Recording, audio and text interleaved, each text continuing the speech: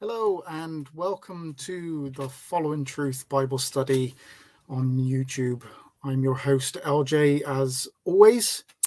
Thank you very much for coming and watching this video.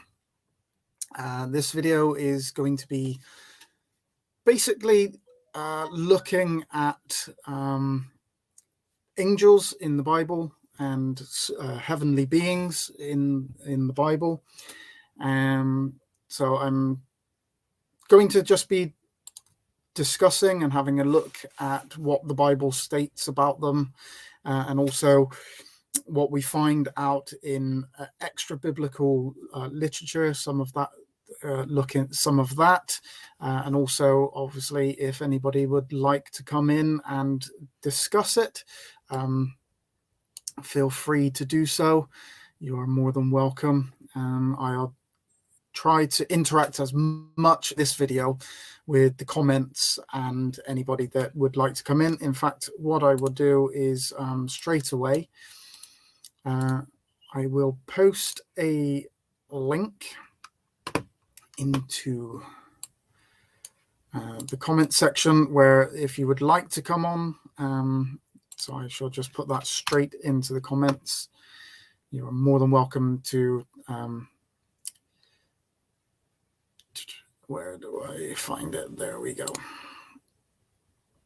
Okay, so there I've put a link in. So yes, so this is basically a discussion on the angels in the Bible, and basically what does the Bible say about angels and the heavenly beings?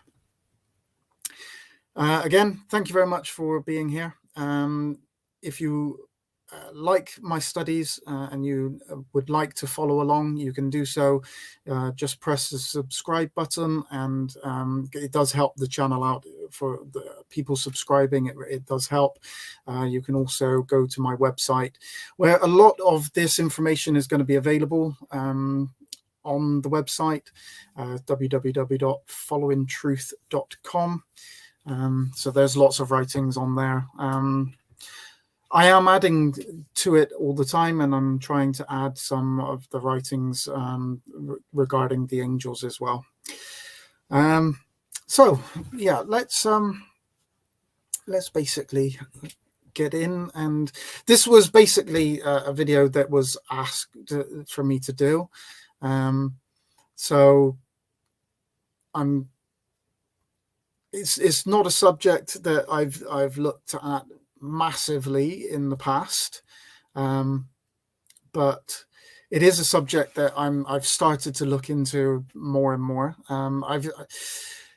I've done Ezekiel's vision, so whether I get around in this study, in this video, to actually go through the meaning of Ezekiel's vision is another thing. I may have to do that in a separate video. But what we want to do is have a look at what the Bible actually states about angels. So if you ask most people, what does an angel look like, you will probably get a very similar answer. A human-like being, except that they have wings. So if you do a simple Google search on obviously on the internet, and what I'll do is if I share my screen, we can quickly let's see if we can find it, an angel. So hopefully that is sharing there. So if we have a look there, basically what we can see is there's a variety of depictions. All of them really are kind of a humanistic form with large wings. Now, interestingly as well, what you'll see in a lot of these pictures is that they are kind of in a female form. So they look rather feminine. They have female features in the face. So not all of them, obviously. There's plenty of male looking ones as well, but there's things like this which are like a little bit more babyish, and if we go down, you get your little cherub type images as well. So that's basically the traditional view of what kind of an angel looks like.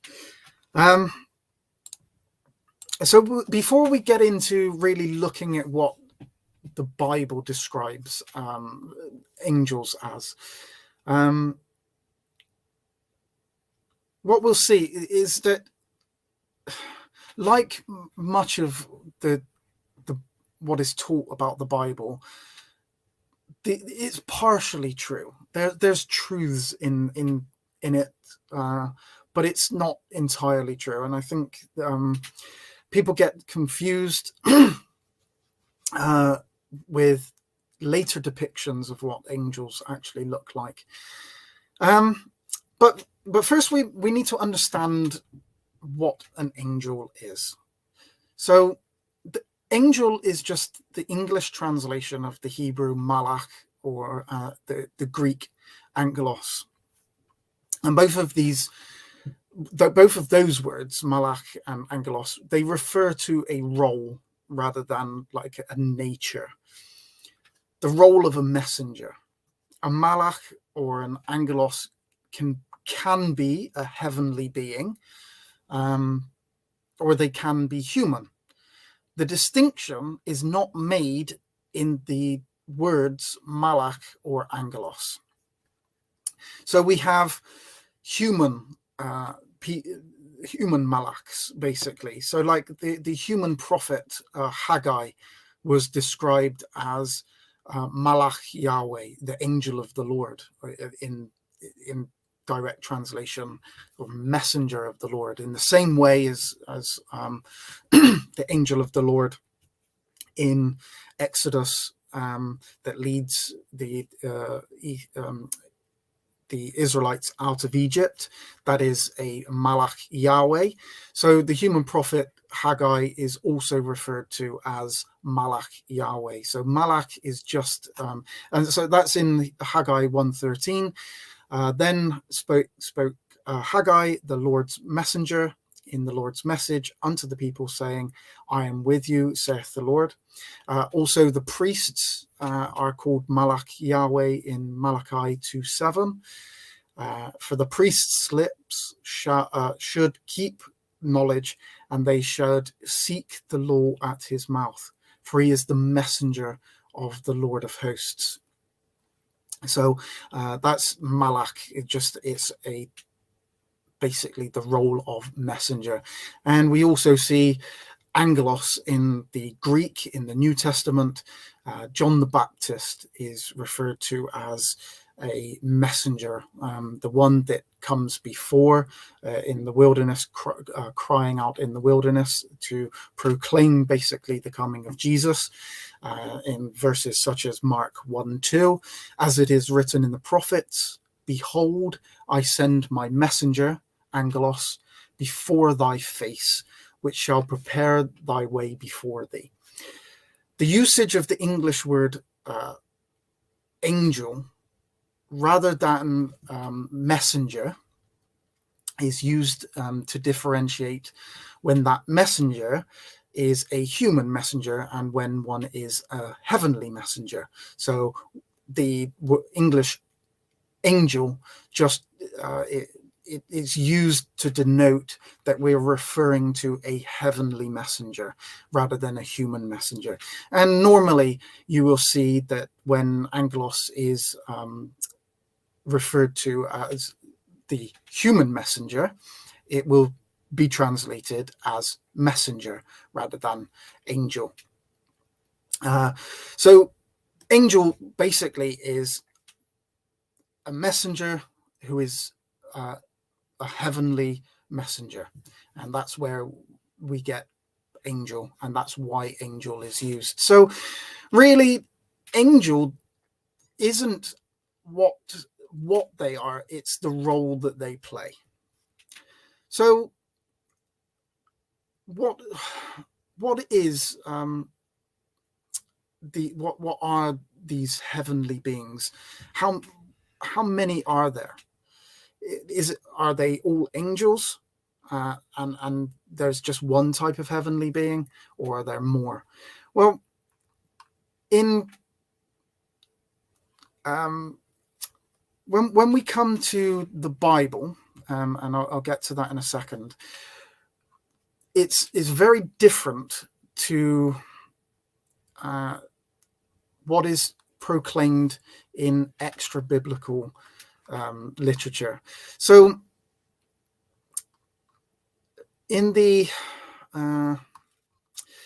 Catholic tradition, there are 9 orders of angels, and that's what the Catholics would proclaim. So Gregory the Great, or Pope Gregory the First, stated that we know that there are 9 orders of angels from Scripture. So he actually states in, and it's quite a long passage, and I won't read it all, but if I share my screen, and then if you want to come back to this, and you can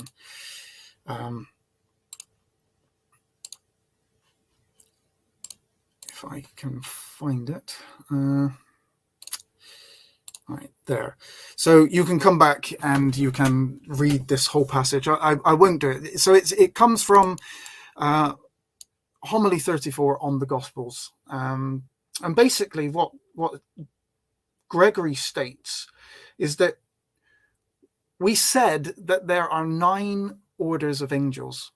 We know from the testimony of Holy Scripture, and that's the important part there, the testimony of Holy Scripture, that there are angels, archangels, virtues, powers, principalities, dominions, thrones, cherubim, and seraphim.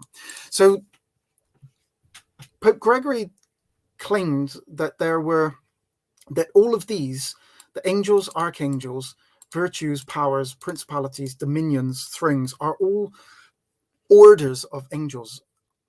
So there were 9 orders of angels in the Catholic understanding. So in a writing from the 6th century that is falsely accredited to being from Dionysius, it's called pseudo Dionysius because it's not actually from him. So I will read this, and obviously you can follow along if you would like. What is the first rank of the heavenly beings? What is the middle, and what is the last? How many ranks are there among the heavenly beings? What kind are they? How does each hierarchy achieve perfection? Only the divine source of their perfection could really answer this. But at least they know what they have by the way of power and enlightenment, and they know their place in this sacred transcendent order. As far as we are concerned, it is not possible to know the mystery of these celestial minds, or to understand how they arrive at most holy perfection. We can know only what the deity has mysteriously granted to us through them, for they know their own properties well. I have, therefore, nothing of my own to say about all of this, and I am content merely to set down, as well as I can, what it was that the sacred theologians contemplated of the angelic sights and what they shared with us about it. The Word of God has provided 9 explanatory designations of the heavenly beings, and my own sacred initiator has divided these into threefold groups.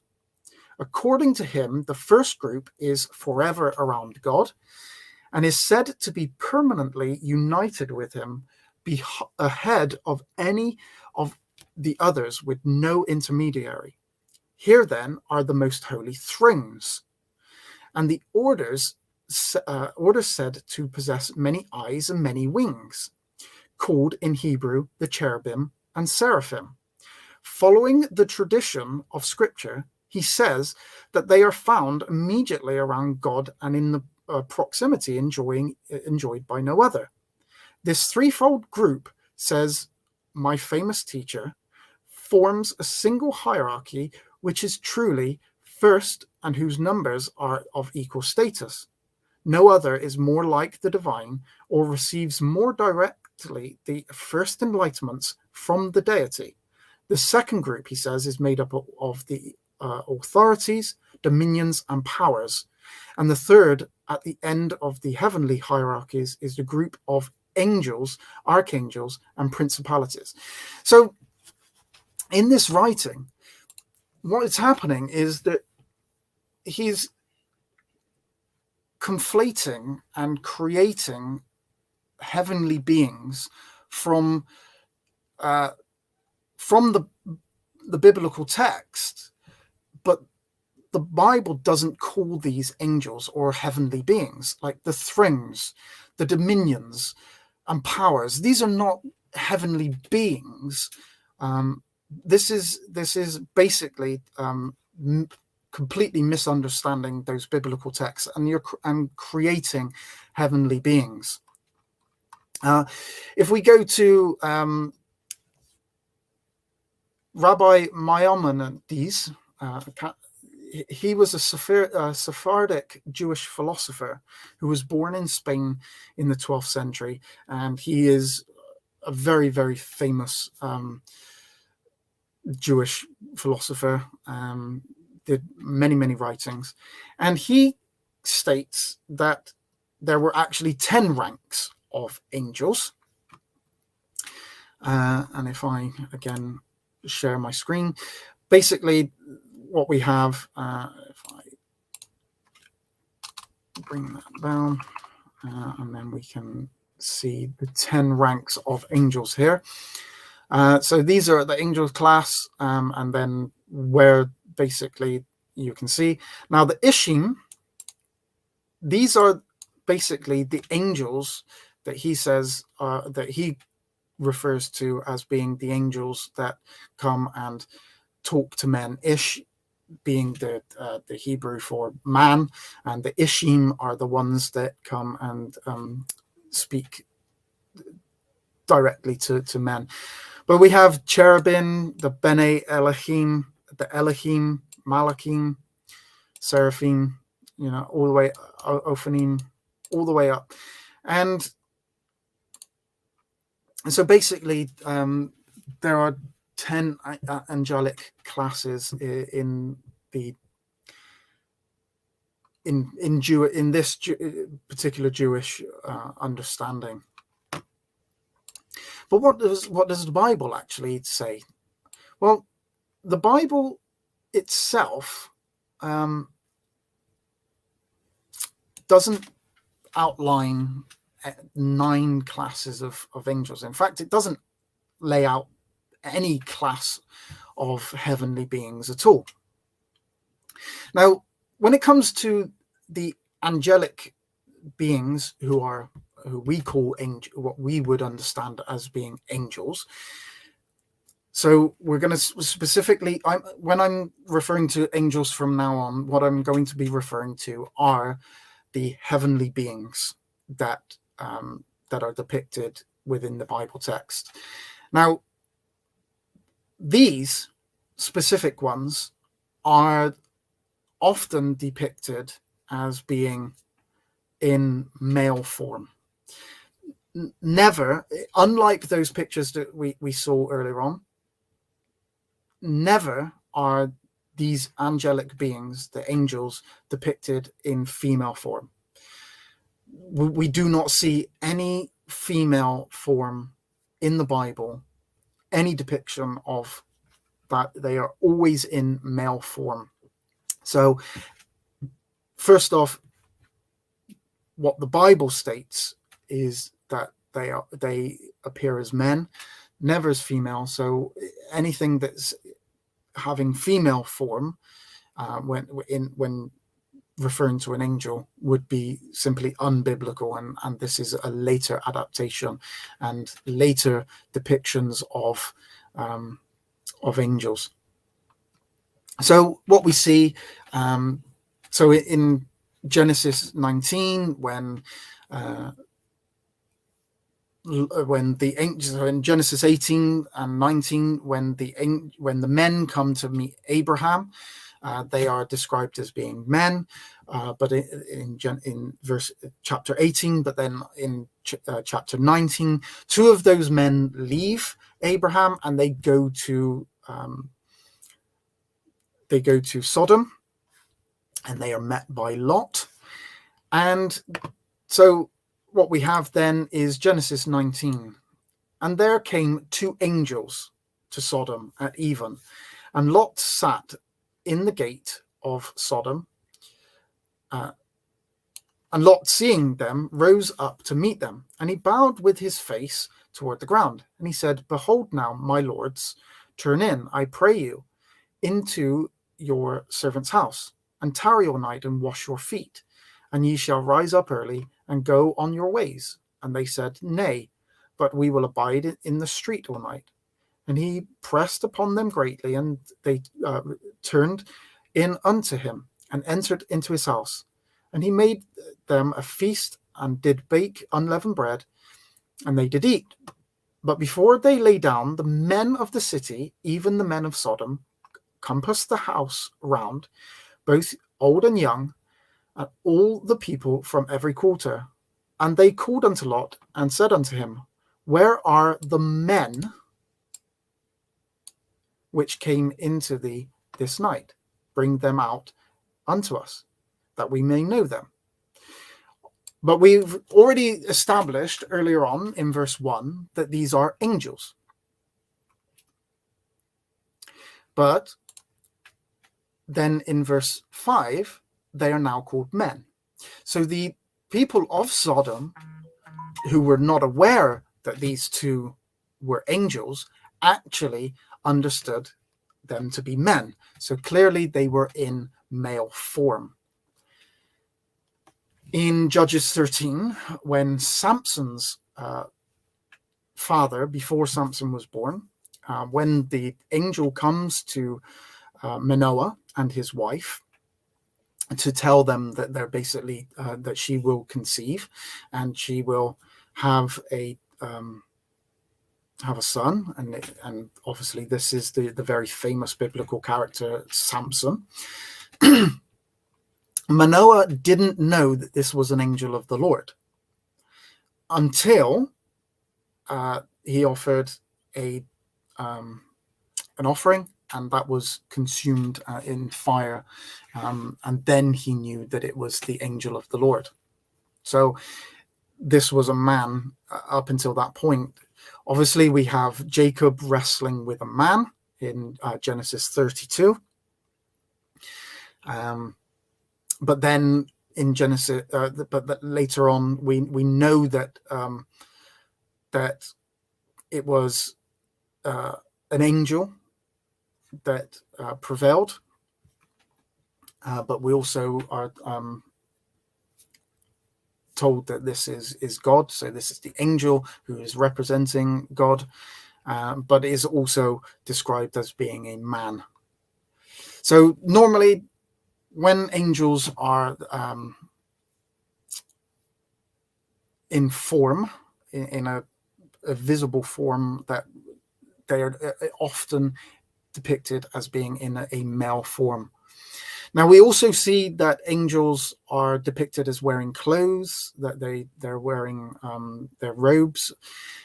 They're often carrying swords.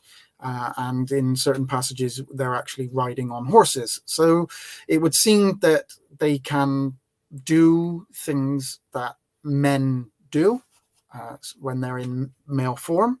There is obviously in Genesis 18 where they where they eat with Abraham. There are lots of people who claim that these angels only made it look like they were eating. The Bible doesn't say that. It actually states that they ate, but whether they physically ate or whether they were capable of eating is another thing. But clearly what angels certainly do is they come in male form. They're clothed, normally carrying a sword, and often doing other things that humans actually do. Now, what is interesting is that these angels, these messengers, when they are being messengers to the prophets or to someone, they're never described as having wings. We never see these angels described with 2 wings, 4 wings. Just they are when they're in that male form, they do not have wings at all. The Talmud, though, does refer to angels as having wings. So in a discussion about demons, we find that in the Talmud, this is, and it's in Hagigah 16a. There's a discussion about demons, and we find that the sages assert that the demons have 3 things in common with ministering angels, and one of those things be that they have wings. So the Gemara, I'll read from that Hagigah 16a. The Gemara returns to discussing, in fact, let me share that. And so that's basically here. The Gemara returns to discussing the heavenly beings. The sages taught 6 statements were said with regard to demons. In 3 ways, they are like ministering angels, and in 3 ways, they are like humans. In 3 ways, they are like ministering angels. They have wings like ministering angels, and they fly from one end of the world to the other like ministering angels, and they know what will be in the future like ministering angels. Now, the Gemara is puzzled by this last statement. Should it enter your mind that they know this? Not even the angels are privy to the future. Rather, they hear from behind the curtain when God reveals something of the future, like ministering angels. And then it also says that the angels are said to eat, multiply, and die like humans. So that's the 3 ways that they're basically like human beings, is that they will eat, as we Genesis 18, they multiply, and they die like human beings. So those spiritual beings are said that they can die, and that they multiply. Now, it doesn't say how they multiply, in what way they multiply, but it just simply says that they multiply. Now, this is obviously writing from the Talmud, which is post New Testament times. So this comes after these writings come after the New Testament, and obviously the Old Testament has already been written. But these are later writings, Jewish writings. So the image of the wings is not biblical, so it doesn't come from the Bible. But what we do have is things like the Ezekiel's vision. And so in that vision, we are told about at least 2 types of heavenly beings. In Ezekiel's vision, we are told, possibly two, certainly one, but possibly two. And then we also have Isaiah's vision, where we get told of another heavenly being as well. So we get the cherubim, or the cherubim. Now, the cherubim in Ezekiel's vision, I'm not sure where I have, so I might need to,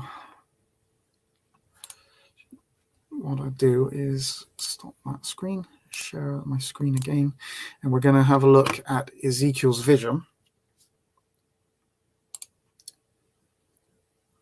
There. So, right. So Ezekiel's vision. Yeah.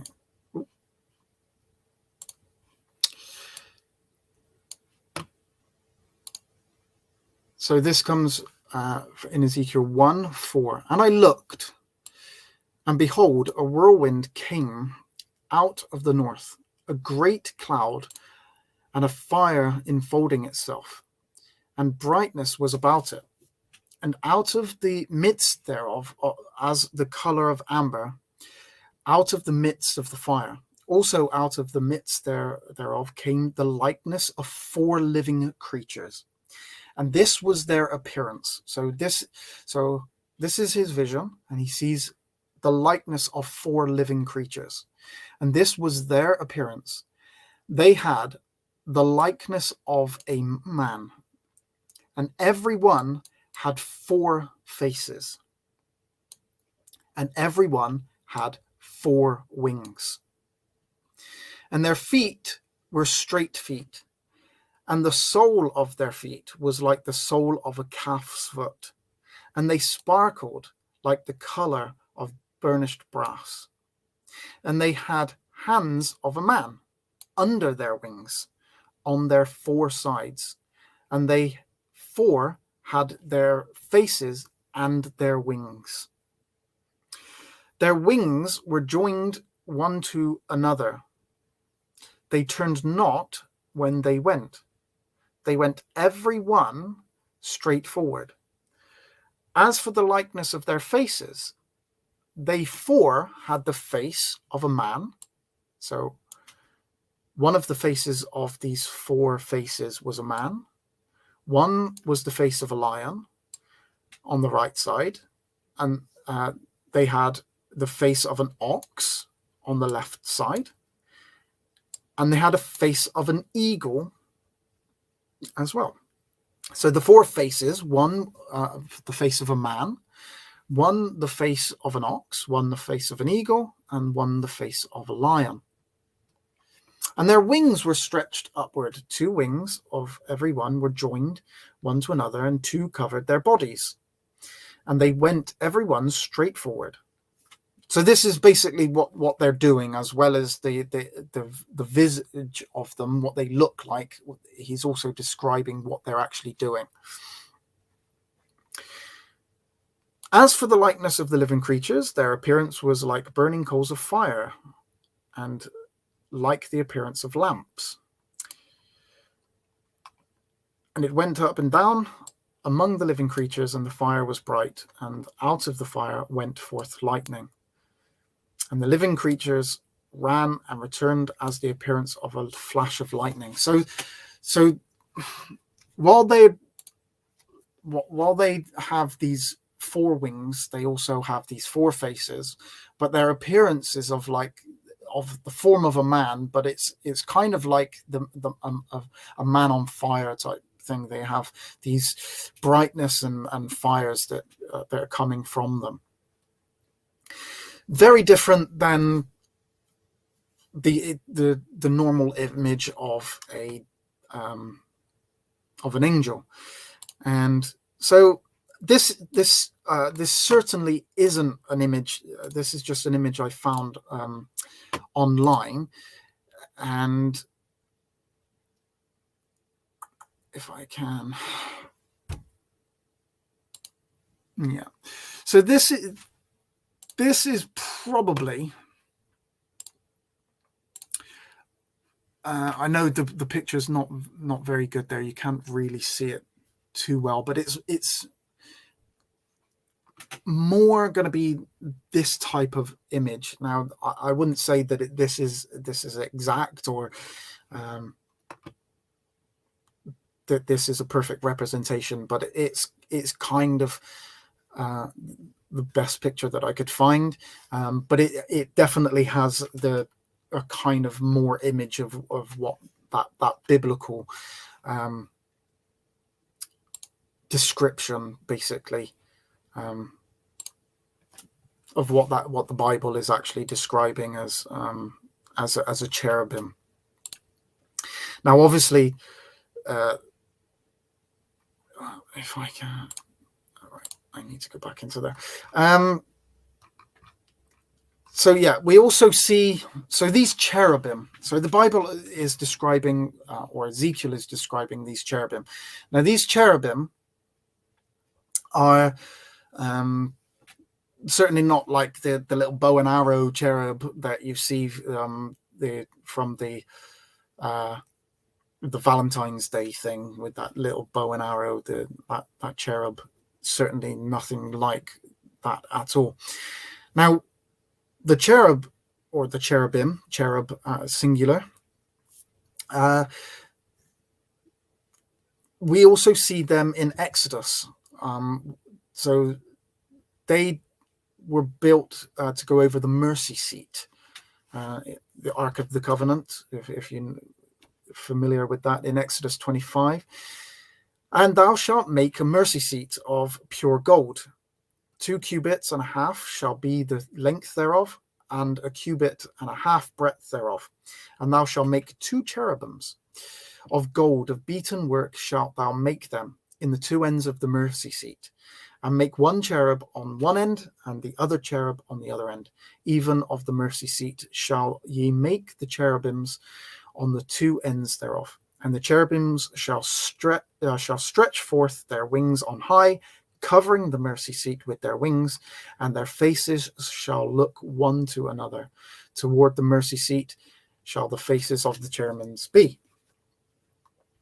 So, obviously, while cherubim are heavenly beings, it is possible that they are not considered angels, because angels is that job role. And the cherubim seem to have a different role, because if you remember back in Genesis as well, so when Adam and Eve are removed from the Garden of Eden, God places cherubim at the entrance, so to stop, or to guard the tree of life. So it would seem that kind of the cherubim have a role of guardian or guard rather than messenger. So it is possible, and I'm going to come back to this in a little bit later, because it is possible that cherubs are called cherubs when they are guarding, but they also could possibly have other roles. But I'll come to that in a moment. But it's definite that cherubs or cherubim have a role of guarding, and they look very, very different than your traditional angel look. Now, we also have the seraphim as well. Now, the seraphim are described in Isaiah's vision. And we see, so this comes in Isaiah chapter 6. Isaiah 6, 1. In the year that King Uzzah died, I saw also the Lord sitting upon a throne, high and lifted up, and his train filled the temple. Above it stood the seraphims. Each one had 6 wings. With twain, or 2, he covered his face, and with 2, he covered his feet, and with 2, he did fly. So these seraphim have, unlike the cherubs or the cherubim, who have 4 wings, these seraphim have 6 wings. And if we continue on in Isaiah 6:3, and one cried unto another and said, Holy, holy, holy is the Lord of hosts. The whole earth is full of his glory. And the post of the door moved at the voice of him that cried, and the house was filled with smoke. Then said I, Woe is me, for I am undone, because I am a man of unclean lips, and I dwell in the midst of people of unclean lips. For mine eyes have seen the King, the Lord of hosts. Then flew one of the seraphims unto me, having a live coal in his hand, which he had taken with the tongs from off the altar. And he laid it upon my mouth and said, Lo, this has touched thy lips, and thine iniquity is taken away, thy sin is purged. So we see even that the seraphim are taking away, or can be shown to be taking away sin. Now, obviously, cherubim and seraphim are Hebrew words, and they are transliterated in the English. So it's basically, it's untranslated. It's just made into an anglicized word. So we have cherubim and seraphim. Now, the seraphim, the word is found 7 times in the Bible, twice in the vision, as we've just seen in verse 1 and verse 6, where we see the description of the seraphim. The other 5 times that the Hebrew word seraphim is used in the Bible, it actually refers to fiery serpents on the earth. In Numbers 21:6, and the Lord sent fiery serpents among the people, and they bit the people, and much people of Israel died. Now that word, or translation of fiery serpents, comes from the Hebrew word seraphim. It's also in Numbers 21:8, and the Lord said unto Moses, Make thee a fiery serpent, and set it upon a pole, and it shall come to pass that every one that is bitten, when he looketh upon it, shall live. And it's also in Deuteronomy 8:15, who led thee through the great and terrible wilderness, wherein were fiery serpents and scorpions and drought, there where there was no water, who brought thee forth water out of the rock of flint. Isaiah 14:29, rejoice not thou.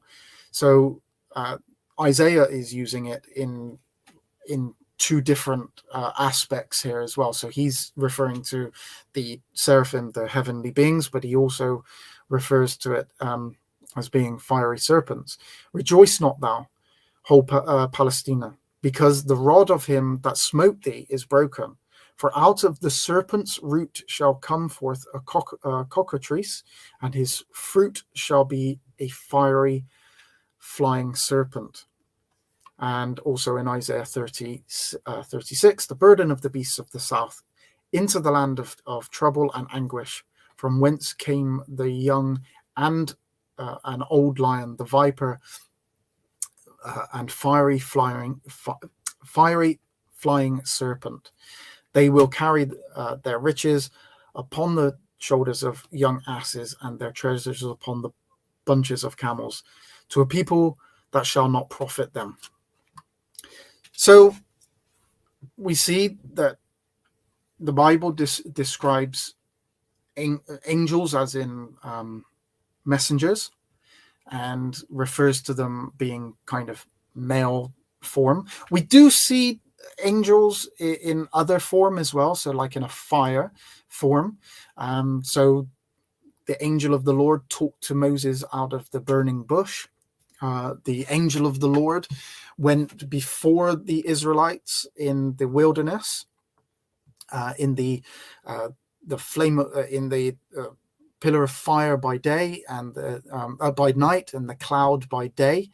So we do see the angel, or the angels referred to in different form than in human form. So they clearly can have different forms, so they're not always in male form. But the angels are always described in when they're in human form, or it's in male human form, and then obviously in normally again in some kind of like fiery description. Then we have the cherubim, who have these 4 wings and 4 faces, and kind of again this fiery image. And also then the seraphim, who have 6 wings. And we don't really get a huge description of these seraphim. But seraphim also can mean a fiery serpent. Now, there is, in the list of Maimonides, I've really struggled with his name, as I do struggle with a lot of the Hebrew names. Now, his list included, and if I can go back to that list, and I'll bring that back up again. So if I share my screen again and bring up his list, what we see here is something called the Ophanim.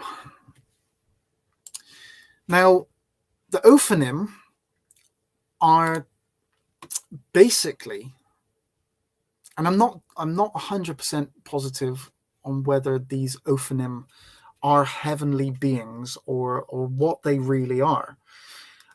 So basically what the Ophanim are is in Ezekiel's vision, which we've looked at, but if I can go further on in Ezekiel,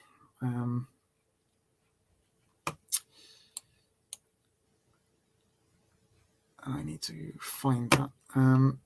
So in Ezekiel's vision, which is there, so if I sorry, I need to remove this one. I'm still trying to learn this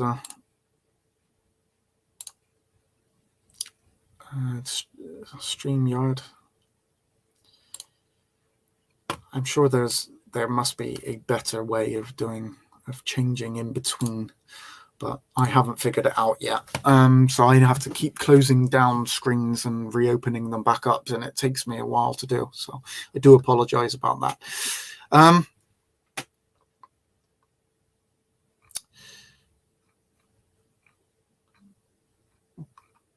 Yeah, so what I need to do is find wheel. Okay, so in Ezekiel, in that image, in that vision that he has, we see Ezekiel 1:15. Now, as I beheld the living creatures, behold, one wheel upon the earth by the living creatures with his 4 faces. So there's something next to these cherubim. And we find out in verse 16, the appearance of the wheels and their work was like unto the color of beryl, and they 4 had one likeness, and their appearance and their work was as if it was a wheel inside of a wheel. So these wheels have inside the wheels another wheel. And when they went upon their 4 sides. So I'll show you an image of this in a minute, because it's probably different than what you're imagining these wheels to look like. And they turned not when they went. So these wheels can go in any direction without actually kind of changing direction. So they don't have to be turned. So they're kind of more like a ball shape, but they're not specifically as in a ball. And I'll try and bring up a picture of it in a moment. But inside of these wheels, they were covered in eyes. So in Ezekiel 1:18, as for the rings, they were so high, so these are really tall, and their rings were full of eyes round about them. Okay, so what I do is,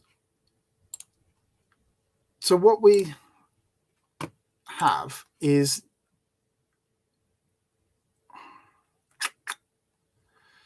where is it?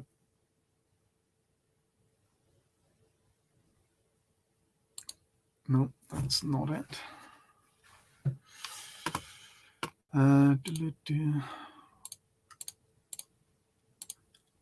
Right.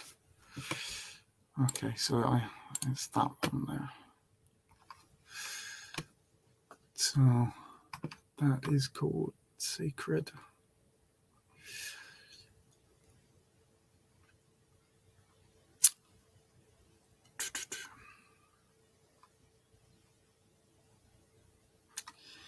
And I can't find the image, which I...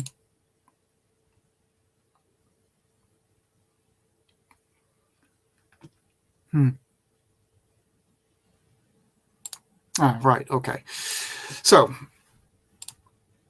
it's going to be more like this type of shape. So it's not kind of a ball, but it's but it has like a wheel that can go in any kind of direction. But that's really kind of a tame version of it. And it's probably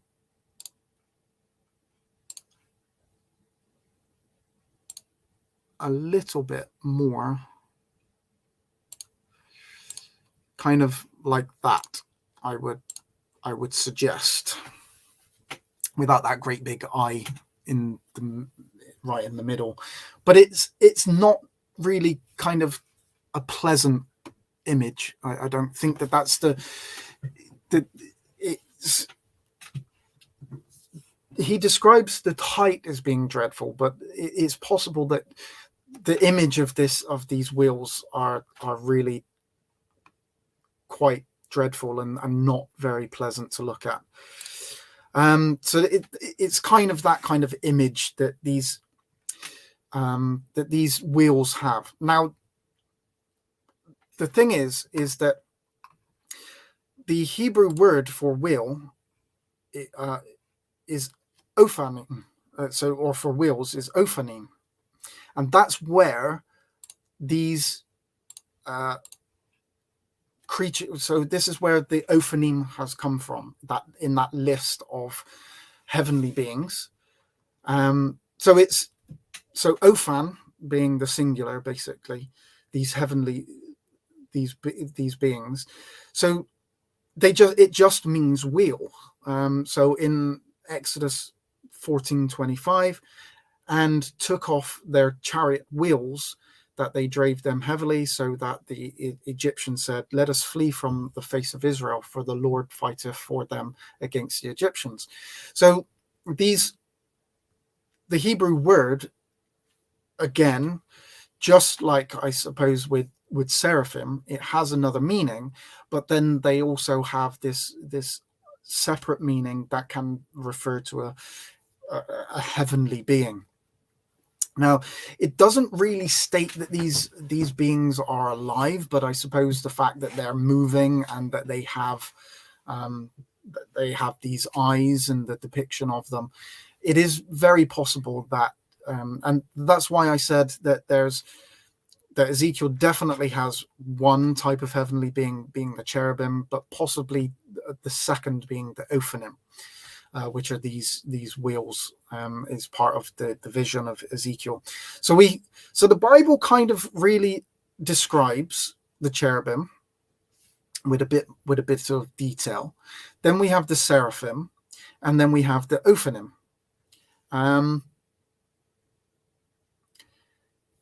but and then the angels as well, and these are the heavenly beings that the Bible describes, apart from obviously God himself. These are the heavenly beings. That's it for the Bible. That's what the Bible refers to. So there's no. So when Gregory the First, Gregory Pope the First, stated that we know from Scripture, from sacred Scripture, that we have these 9 classes of angels. Well, he doesn't state where these 9 classes of angels come from, apart from listing these dominions, powers. And those are not angels, and they're not heavenly beings. That's misunderstanding what that text is referring to. The Bible refers to the seraphim, cherubim, possibly the Ophanim, and also the malaks, the heavenly messengers. But it is possible that these cherubim, these or seraphim, either one, could in fact be angels, messengers. So there's no such thing as an angel as itself, separate from cherubim. Now, if we so we know that Satan it states that he masquerades as an angel of light. So most people understand Satan as being an angel or a fallen angel. But the Bible also refers to Satan as a cherub. And if I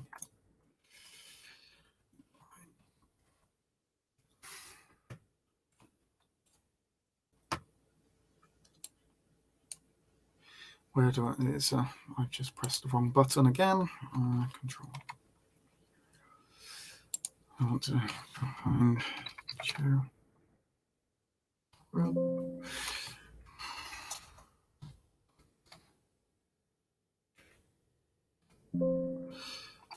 Where is that?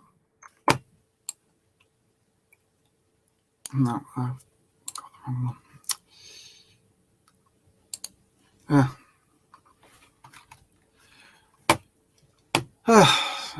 It's here somewhere.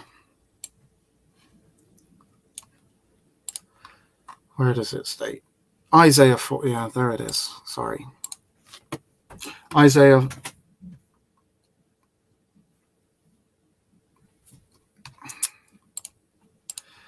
I can't find it. There it is. Ezekiel. It's in Ezekiel. Why you doing? Of course. I won't share my screen because I'm struggling with that at the moment, going through. I've got so many screens opened and I'm trying to flick through them and it's confusing which ones that I'm trying to share. I will get better at this StreamYard at some point, I'm sure. But Ezekiel 28:13. Sorry. Long way to get there, but we'll get there eventually. Ezekiel 28:13. Thou hast been in Eden, the garden of God. Every precious stone was thy covering. The sardius, topaz, and the diamond, the beryl and the onyx, and the jasper and sapphire and the emerald, and the carbuncle and gold, the workmanship of thy tabrets and of thy pipes was prepared in thee in the day that thou wast created.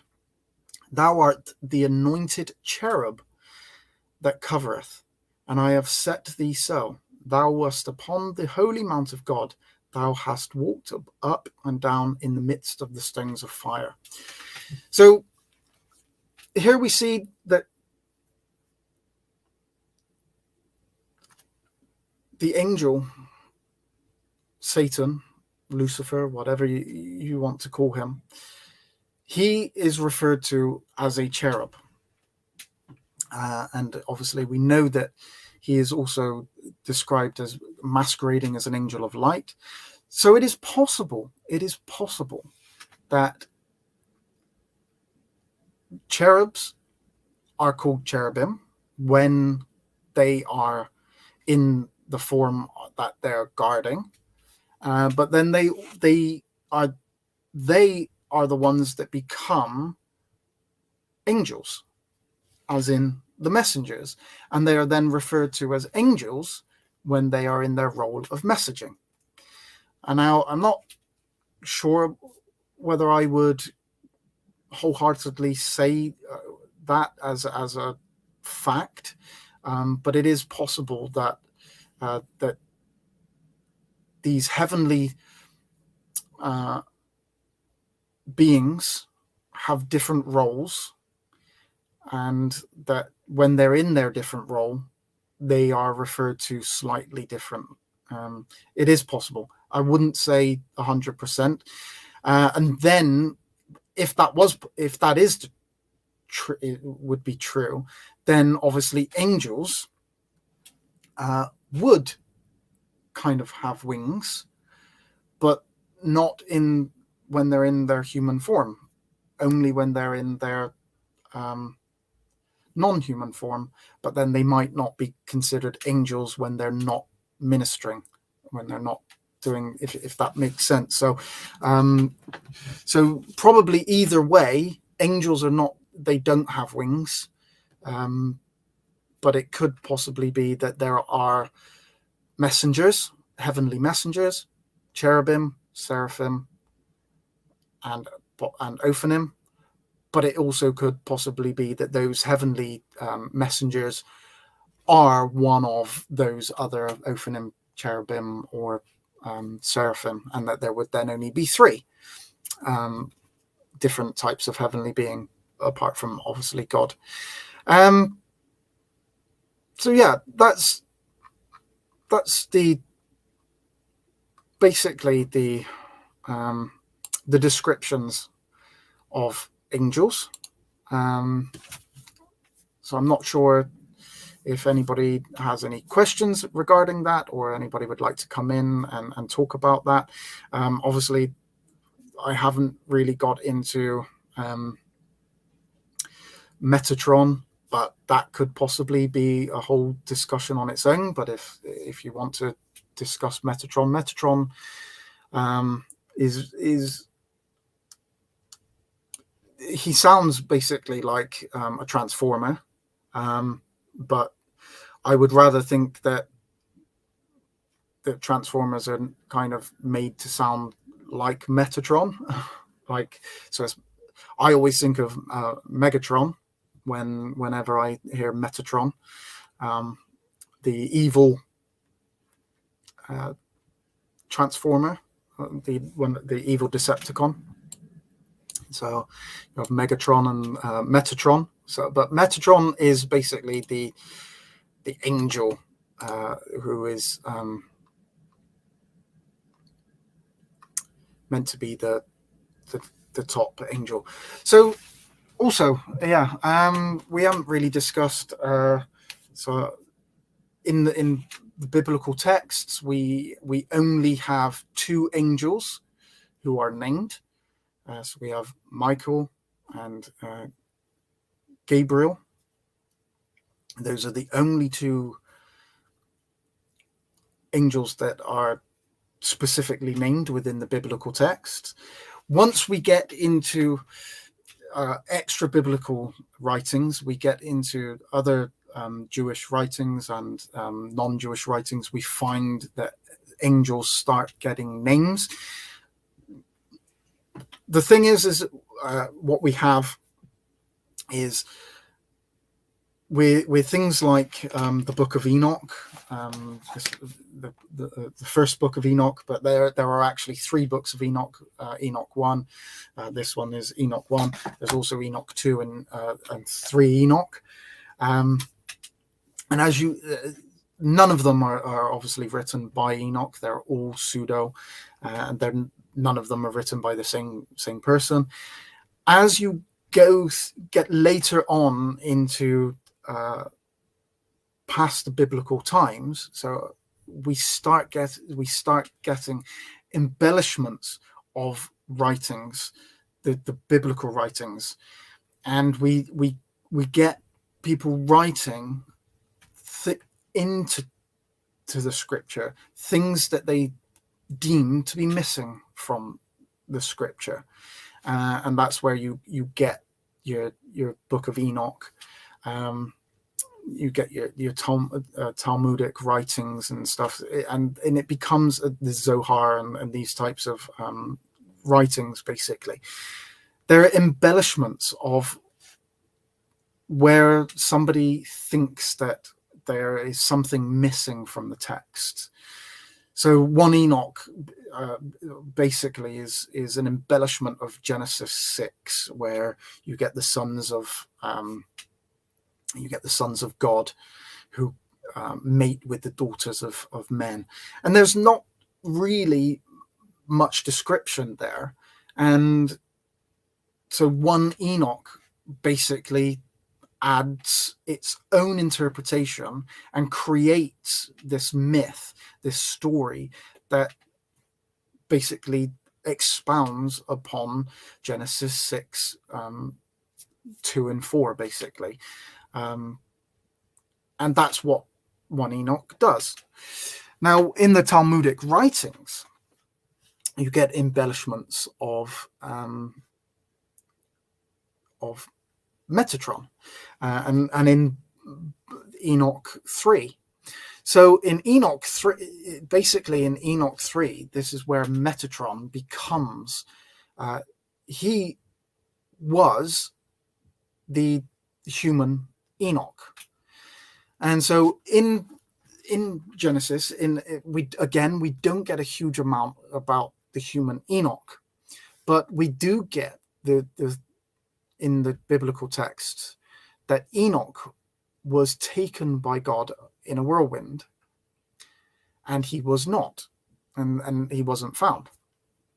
Now, what basically that has happened is that's a misunderstanding, and people misunderstand that text completely, and they think that Enoch was taken to heaven by God alive, and that he went, obviously he didn't die, and that he went to heaven.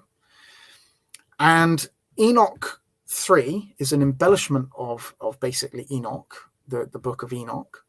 And then it goes into that Enoch was changed by God into an angel, and this is Metatron, and so his name he becomes Metatron, and he is put in front of or above all of the other angels, and all of the other angels worship him. And so Metatron is basically this highest ranking angel, but he has been created, that angel, by God. He was the human Enoch. That's a much later writing, 3 Enoch. In the Talmudic writings, I want to find the Talmudic writings of so in the Talmud, he's mentioned, or Metatron is mentioned 3 times.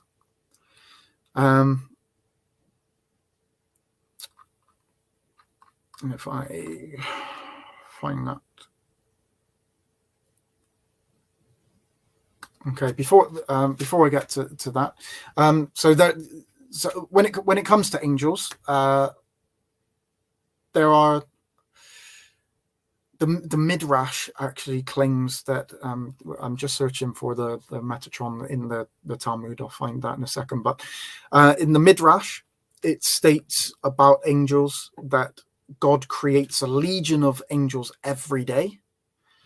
They sing before him, and that then they disappear. And that's in Haggadah 14a.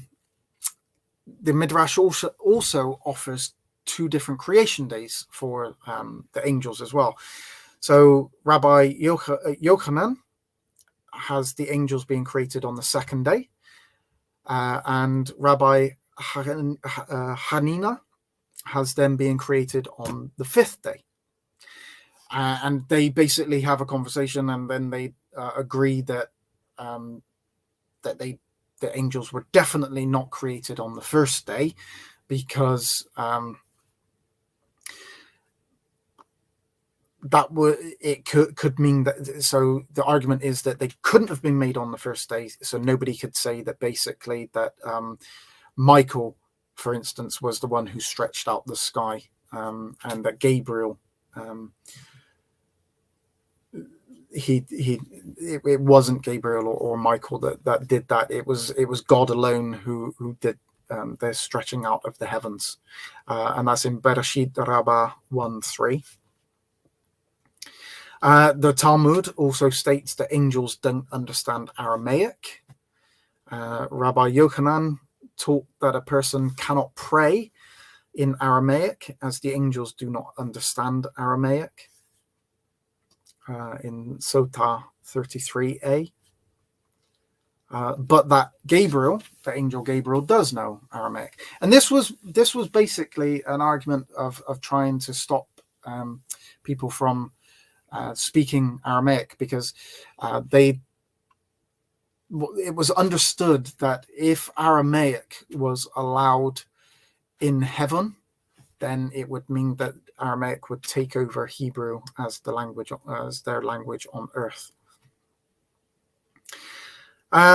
So Metatron in the book of so I'm trying to get to the Talmudic writings. So in the Talmud, and this is kind of where we start leading into the 2 powers theology, and what as we've seen that Metatron is this meant to be this high angel, and he in the Talmud, he Acher, so he's nicknamed Acher. This man is Elisha ben Avuya. He saw Metatron sitting in the Talmud. This is written that so he's called Aher because it's another, basically. It means another, because he's a heretic.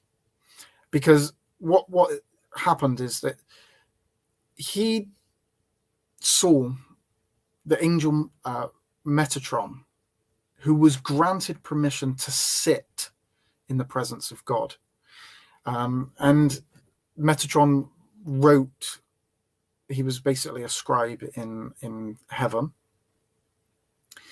and this Elisha stated that there was a tradition in the world above, in heaven, that there is no sitting, no competition, no turning one's back before God.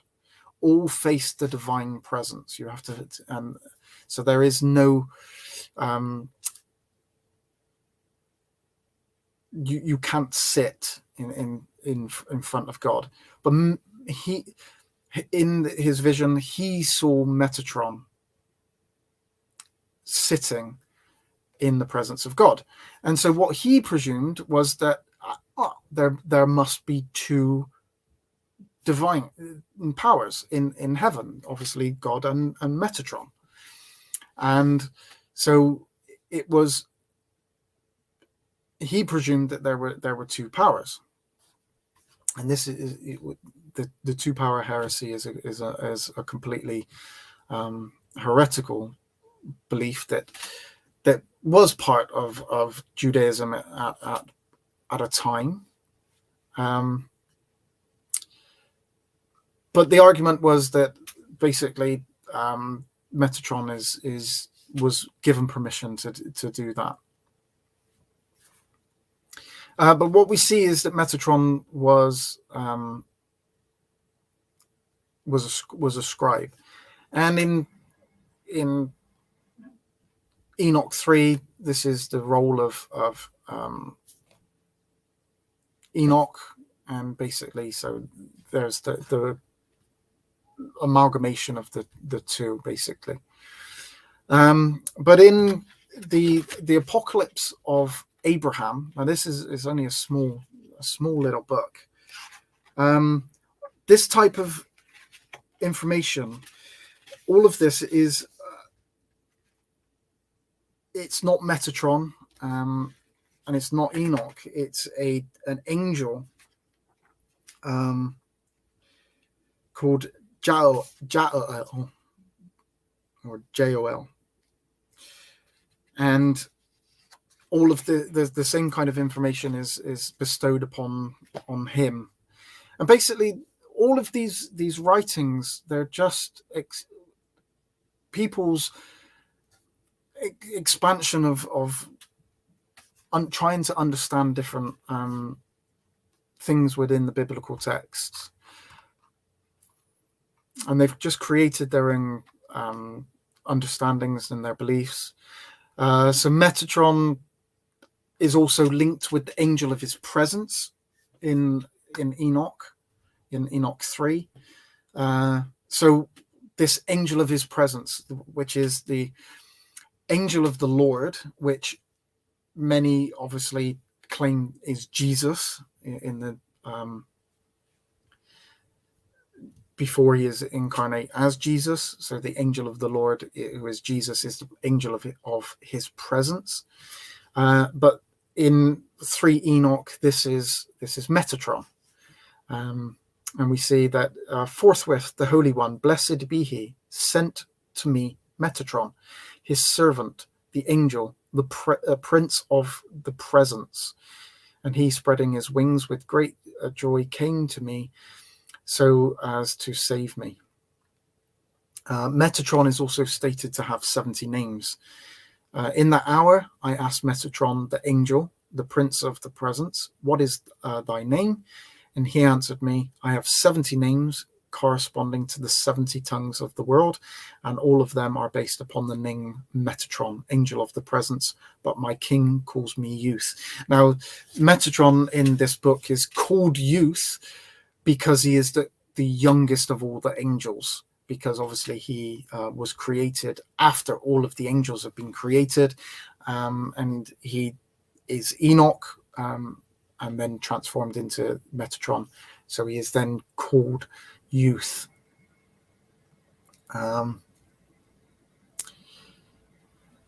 So we see that in that book, in Enoch 3, Enoch chapter 3, it states, I asked Metatron and said to him, why art thou called by the name of thy creator, by 70 names? Thou art greater than all the princes, higher than all the angels, beloved more than all the servants, honored above all the mighty ones in kingship, greatness and glory. Why do they call thee youth in the high heavens? He answered and said unto me, because I am Enoch, the son of Jared. For when the generation of the flood sinned, and were confounded in their deeds, saying unto God, depart from us, for we desired not the knowledge of thy ways. Then the Holy One, blessed be he, removed me from their midst, to be a witness against them in the high heavens, to all the inhabitants of the world, that they may not say, the merciful one is cruel. So basically, he claims to be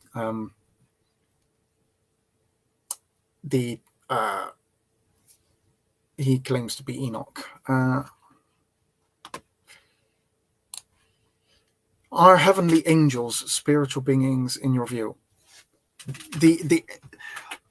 My understanding is that the angels, if we're talking about angels as in the spiritual beings, so yeah, I suppose there's a difference between spiritual being and heavenly being. I suppose you could change that term from heavenly beings to spiritual beings. Would they be spiritual beings? I don't see any reason why they wouldn't be spiritual beings. Is there may be a verse that I'm not thinking of that actually calls them spiritual beings? By maybe you're asking that, or maybe you don't believe that they're spiritual beings. But yeah, so what I definitely understand is that when we're referring to an angel, we're referring to a non-human messenger, a messenger that is from a heavenly realm. Spiritual beings, yeah, I suppose. I suppose I would automatically refer to them as being spiritual beings. Whether that would be technically or biblically correct is another thing, actually. But yeah, I would probably say that angels are spiritual beings.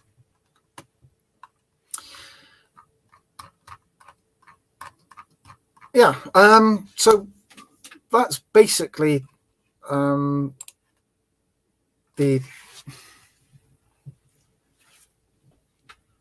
the full study, or the study that I've kind of done on this.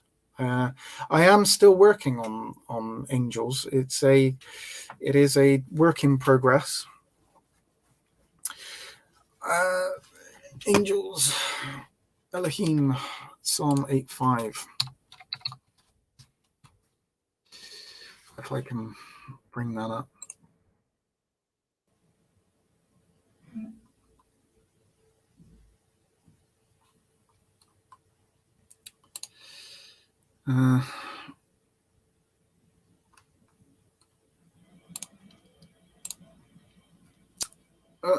Don't look like I'm going to be able to bring that up.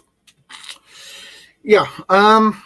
So if I can, what I will do is, if I search for, let me just see my study onto Psalm 8:5. See if it's not too long. I'll go through why.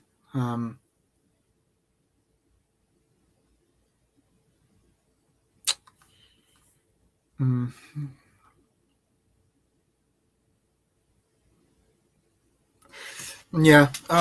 So in other versions of the Bible, so like in the KJV, that Elohim is translated as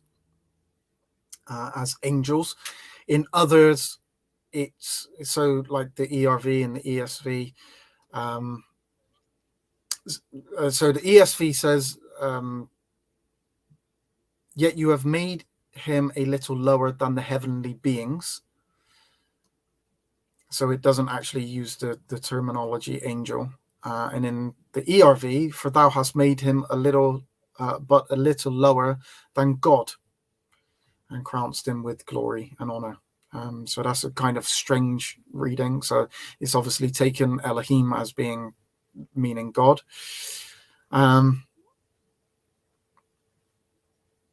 The GMT has a really strange one. "Yet ye made them inferior only to yourself. You crowned them with glory and honor."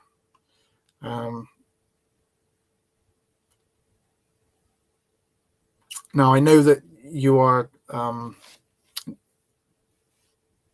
a Jehovah's Witness, but I do find that in the New World Translation, so you made him a little lower than godlike ones, and you crowned him with glory and splendor. Now, why have I got a star next to that for some reason? So is that because that has changed, or is that because it was? Yeah, but that obviously is a strange. So let's see if I can try and explain why I believe that angels would be the correct reading there.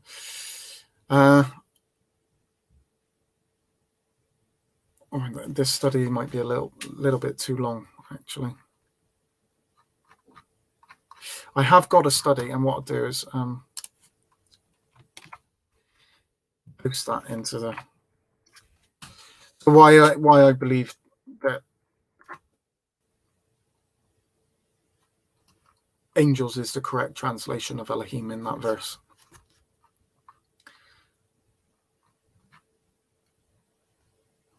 It's a fairly decent size study, so I won't go into it now because I've been in here for an hour and nearly an hour and a half already. But yeah, please have a look at that study and let me know what you think of it, and tell me where you think that possibly it might be wrong.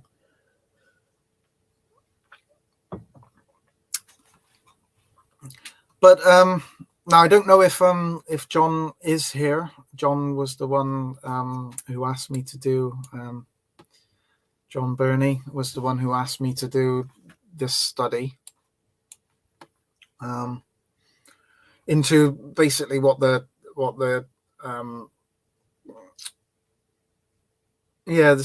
Septuagint. I don't follow the Septuagint reading anyway, but yeah, it does have Angelos, but I don't really I don't follow the Septuagint reading at all. I only look at the Septuagint's readings in order to compare to what the reading of the Textus Receptus reads, and basically compare the two, because my authority does not lie in a Septuagint at all. I don't trust. I don't believe in a Septuagint. I don't even believe that there is such a thing as a Septuagint. It's basically a thing that has taken on the name Septuagint, and so in modern Septuagint, I understand that we're talking about a Greek translation. But what is called a Septuagint today is not what it is kind of asserted that it is. That Septuagint is the Septuagint is a specific translation. Just as not all colas are Coke, not all Greek translations are Septuagint. There is only one Septuagint translation, because it is the translation of the 70, or in fact, it was meant to be 72. And if that translation didn't take place, which I don't believe that it did, then there is no such thing as a Septuagint. There is only such a thing as a Greek translation. So that's my. I don't trust a Septuagint at all. But when it comes to angels, I think that really I've kind of gone through a reasonable study into it, a decent study. I hope, John, if you are watching this, or if you have watched it in the future, let me know what you think about it. If I went into enough detail. If you agree with me, if you disagree with me, please feel free to let me know. But if anybody would like to come on and discuss, please feel free to do so. You are more than welcome. If not, and there isn't really any more comments to look into, then I'll probably finish here.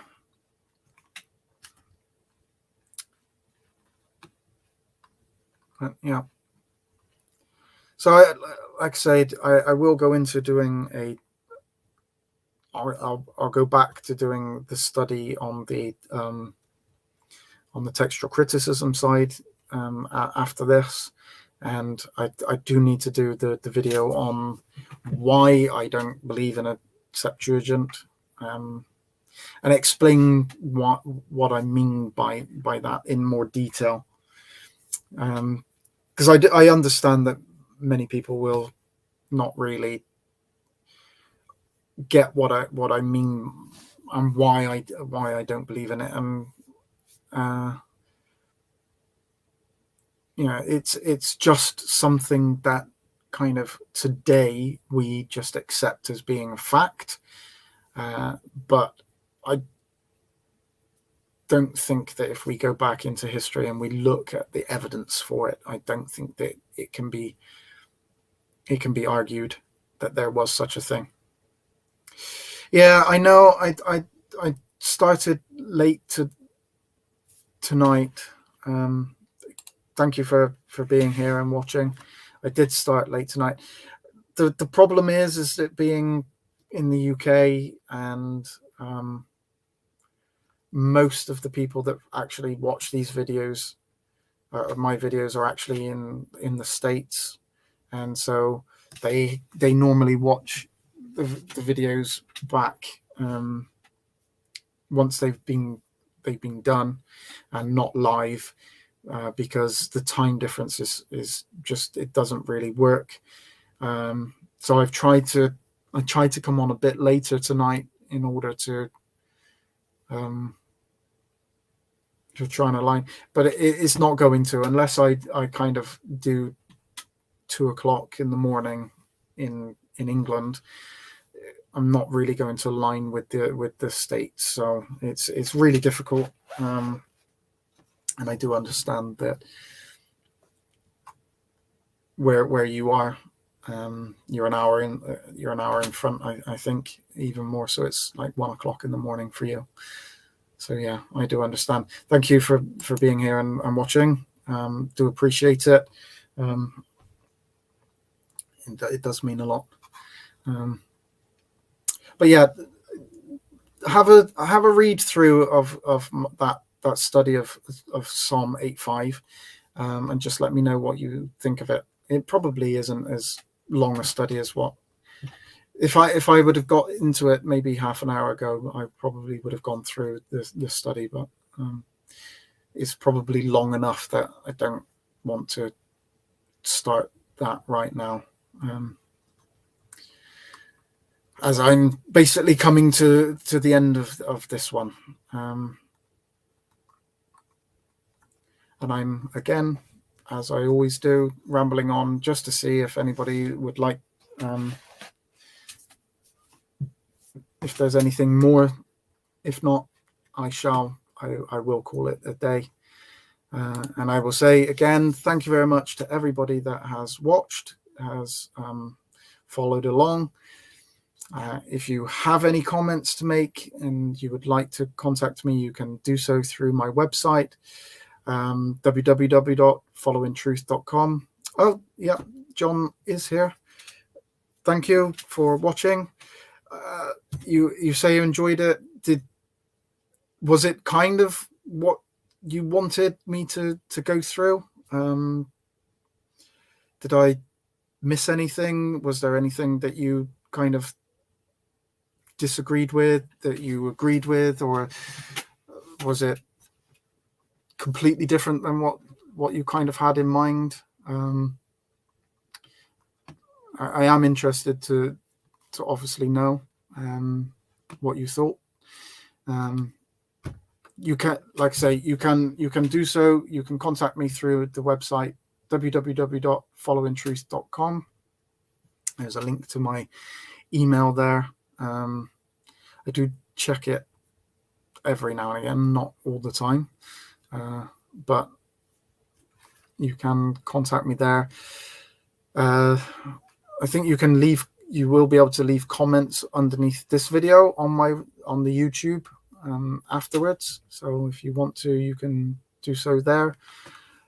If you know how to get in contact with me on any of the Facebook pages, you can do so as well. But yeah, thank you very much for watching.